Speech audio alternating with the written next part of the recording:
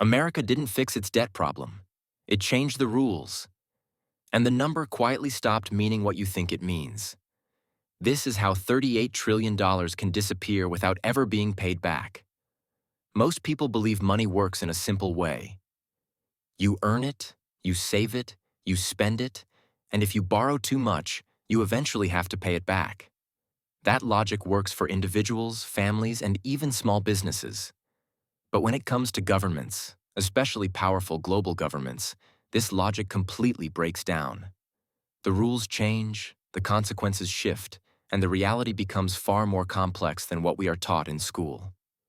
What you are about to hear is not a secret plan or a hidden conspiracy, but a system so normalized that people no longer question it, even though it silently shapes their future.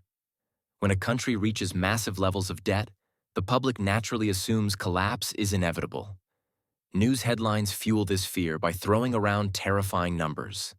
Trillions of dollars owed, rising interest payments, shrinking budgets, and growing deficits. But year after year, nothing seems to explode the way people expect. The system keeps moving forward. Markets fluctuate, governments argue, politicians make promises, yet the debt continues to grow without an immediate crash. This creates a dangerous illusion. Either the debt doesn't matter, or someone knows something the public doesn't. The truth lies somewhere in between. Governments don't pay off debt the way individuals do. Instead, they manage it, stretch it, dilute it, and transform it over time. Debt becomes less like a bill that must be cleared, and more like a tool that can be reshaped to control economic behavior. Inflation, interest rates, currency value, and monetary policy all become instruments in this process. The average citizen doesn't see these tools directly, but they feel the effects through higher prices, weaker purchasing power, and unstable financial security. One of the most misunderstood aspects of national debt is the idea of money creation. Governments that control their own currency operate in a fundamentally different financial universe. They don't need to earn money before spending it.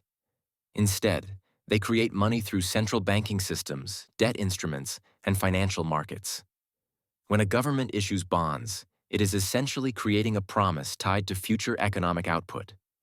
These bonds are bought by institutions, pension funds, banks, foreign governments, and even the central bank itself. Over time, something remarkable happens. Debt that once seemed overwhelming becomes easier to manage, not because it disappears, but because its real value shrinks. Inflation plays a central role here. As prices rise, the value of money declines. This means the debt is repaid with currency that is worth less than when it was borrowed. On paper, the numbers look bigger. In reality, the burden quietly shifts away from the borrower and toward the population holding the currency. This is where the system becomes invisible yet powerful. Inflation is rarely framed as a debt management tool. Instead, it's described as a temporary problem, a supply issue, or a market imbalance. But historically, inflation has been one of the most effective ways governments reduce the real weight of their obligations. Savers lose purchasing power, wages lag behind prices, assets inflate, and debt becomes easier to carry. Interest rates add another layer to this mechanism. By adjusting rates, central banks can influence borrowing, spending, and investment behavior across the entire economy. Low interest rates encourage debt expansion and asset growth. High interest rates slow down economic activity and protect currency value. By carefully timing these cycles, policymakers can manage debt without ever announcing that they are doing so. To the public, it looks like economic turbulence. To the system, it's controlled recalibration. What makes this system even more complex is global interdependence. Debt is no longer just a domestic issue. Countries lend to each other, invest in each other's bonds, and depend on each other's currencies. This creates a delicate balance where no single player wants the system to collapse, because everyone is tied to it. In this environment, debt stops being a weakness and starts functioning like leverage. The average person rarely benefits from this leverage. While institutions and asset holders can adjust their strategies, ordinary workers face rising living costs, uncertain job markets, and shrinking savings. The system rewards those who understand it early and punishes those who trust it blindly. This is not because the system is evil, but because it is designed to prioritize stability at the top, even if that stability comes at the cost of pressure below. Over time, this creates a psychological shift. People stop expecting fairness and start normalizing struggle.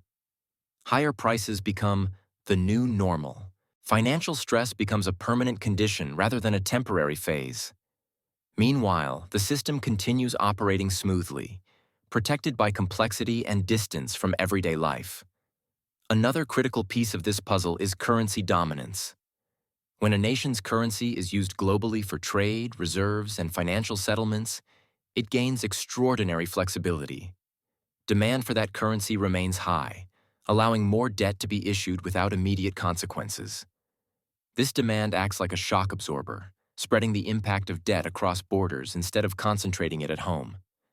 But no system lasts forever without adaptation.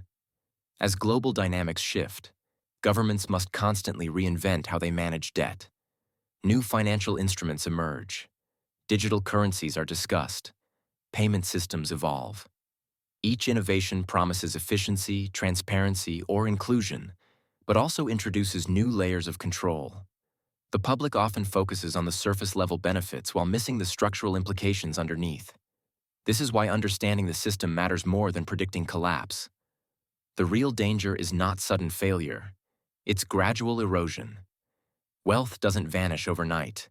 It transfers slowly. Opportunities don't disappear instantly. They become inaccessible. Freedom doesn't end abruptly. It narrows quietly. Those who learn how money truly works gain a form of insulation. They recognize patterns before they appear in headlines. They understand why markets react the way they do. They stop blaming themselves for systemic pressures and start making informed decisions within reality instead of illusion. This knowledge is not about fear. It's about awareness. The financial system is not designed to protect everyone equally, but it is predictable once you understand its incentives. Governments will always choose stability over honesty, control over simplicity, and long-term survival over short-term discomfort. Debt is not a mistake. It's a feature. The question is not whether the system will change. It always does. The question is whether you will understand the change as it happens, or only feel it after it's too late. History shows that those who adapt early preserve wealth, security, and autonomy. Those who don't are forced to adapt under pressure. Money is not just currency.